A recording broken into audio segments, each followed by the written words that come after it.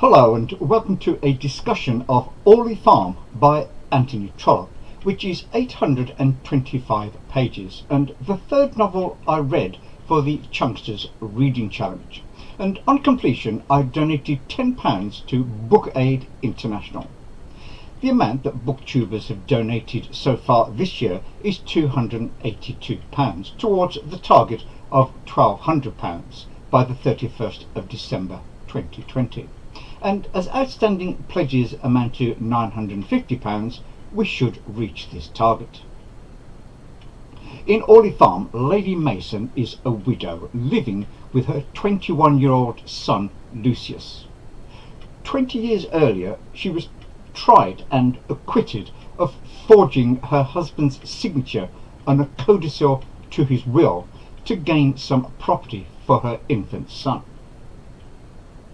She has lived a blameless, highly respectable life ever since. Her neighbours and friends are Sir Peregrine Orme, a wealthy nobleman, and his widowed daughter-in-law, whose son is the same age as Lucius. The trouble begins when Lucius arrogantly threatens to displace a tenant from one of Lady Mason's farms.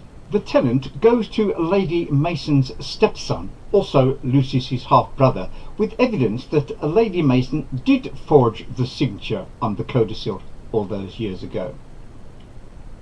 The stepson, who hates Lady Mason, then obtains a prosecution against her. Then the question is, will she be acquitted or convicted, and she and her son forever disgraced? In the meantime, Sir Peregrine has fallen in love with Lady Mason. His peers think he has disgraced himself because, although she is a lady, she is of a lower class, while Sir Peregrine is of a very old family. On top of everything else, there is the coming trial. Will his love survive the revelations of the trial? Sir Peregrine's grandson is also in love with a beautiful young lady, as is one of the lawyers defending Lady Mason. Will the young lady choose the rich aristocrat or the poor but intelligent and ambitious attorney? Orley Farm is a fascinating psychological study of the effects of suspicion on Lady Mason. One of the subplots is about love and love versus honour. Trollope also castigates the legal structure of England, about how it is not necessarily designed to find the truth. Sir Joseph Mason had been nearing 70 years of age when he married his second wife, 45 years his junior. Having been in turn merchant, alderman, mayor and knight, he has by this time amassed a large fortune, out of which he has purchased Groby Park, a landed estate in Yorkshire. He turns over this property to the son of his first marriage, Joseph Mason, Esquire, who, under his father's generous provision, is able to lead the life of a country gentleman with as much magnificence as his mean, grasping nature will allow. Sir Joseph himself makes his home at Orley Farm, a country residence not far from London. Joseph Mason has always been assured that the farm will go to him as head of the family at his father's death. The baronet's second marriage is little more than an old man's attempt to find companionship and comfort in his declining years, and young Lady Mason, a quiet, sensible, clever woman, cheerfully accepts it as such. One son, Lucius, is born to Sir Joseph and Lady Mason. Then Sir Joseph dies suddenly, and when the time comes for the reading of his will, it is discovered that in an attached codicil he has bequeathed Orley Farm to his infant son. Joseph Mason feels that he has been deprived of property rightfully his, and he contests the codicil. The Orley Farm case, as it is called, has many complications. The will was drawn up by Jonathan Usbeck, Sir Joseph's attorney, but it, like the codicil, is in Lady Mason's handwriting because old Usbeck had suffered from inflammation of the joints of his hand at the time. It was witnessed by John Kennerby, Sir Joseph's clerk, and by Bridget Bolster, a housemaid. In court, both witnesses swear that they were called to their master's bedside, and there, in the presence of Usbeck and Lady Mason, signed a document that all assumed was the codicil. Lady Mason readily admits that while she had asked nothing for herself, she had wanted much for her child. She also states that before Usbeck and Mr. Furnivall, a barrister, she had often urged her husband to leave Orley Farm to little Lucius. Old Usbeck having died in the meantime, she is unable to have her statement confirmed by him, but Mr. Furnivall testifies to the truth of her assertion. Joseph Mason loses his case. The will and codicil are upheld, and Lady Mason and her son continue to live at Orley Farm and to enjoy its yearly income of £800. Joseph Mason retires to Groby Park to sulk. Miriam Usbeck, old Jonathan's daughter, also benefits under the terms of the codicil to the extent of £2,000, an inheritance she loses when she entrusted to her husband Samuel Dockrath, a shady young attorney from the neighbouring town of Hamworth.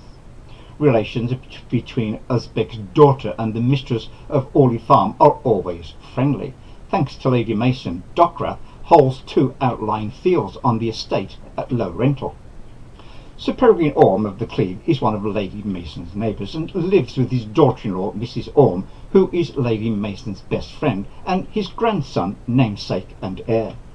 Young Peregrine Orme and Lucius Mason are the same age but have little else in common. As the boys have grown up, Peregrine, heir to a greater estate, has been educated at Harrow and Oxford. A well-meaning but somewhat wild young man, Peregrine pursues 2 chief interests: fox hunting and rat baiting. He is also in love with Madeline Staveley, the lovely daughter of Judge Staveley of Noningsby. After a term at a German university, Lucius Mason returns to Orley Farm with the plan of putting into practice some methods of scientific farming he learned abroad. One of his first acts is to serve notice of his intention to repossess the fields leased to Dockrath. An unpleasant interview between Lady Mason and the angry attorney follows, and concerned about Dockrath's vague threats, Lady Mason then goes to Sir Peregrine for advice, as she has on many occasions during the previous 20 years. Incensed at the loss of his leasehold, Dockrath re-examined the papers relating to the ownership of the property and found presumptive evidence that the codicil had been forged. On presenting this evidence to the older son, Joseph Mason, the suit was renewed. When the case was reopened, Sir Peregrine gave Lady Mason his full support, and that he might shield her, asked her to marry him.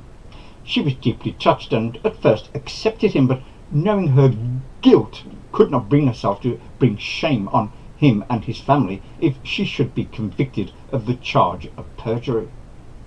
The prosecution fails and she is acquitted, but Lady Mason later confesses privately that she committed the forgery and is prompted by conscience to confess as much to her son, Lucius, who returns Orley Farm to the older son.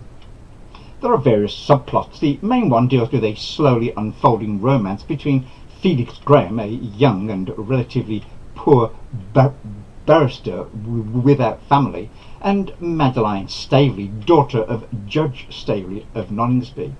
Graham has a long-standing engagement to the penniless Mary Snow, whom he supports and educates while she's being moulded to be his wife. But fortunately, she meets and falls in love with someone else, and he gives her up and eventually proposes to Madeline Staveley. So, what did I think of this novel? I've only one minor quibble. Trollope would have us believe that Lady Mason's crime was the worst crime that anyone could possibly commit. While I had to smile and to disagree with Trollope's attempt at unsuccessfully invoking my outrage, he is in this novel writing at the height of his powers, and he handles the complex plot with absolute assurance, never faltering all through this long but hugely delightful, absorbing and superb novel. The characters are well drawn, the love stories are involving, and the plot is expertly worked out to its satisfying conclusion. So my rating for this superb novel is A. And now here's a quick recap, and I'll be back soon with another BookTube video.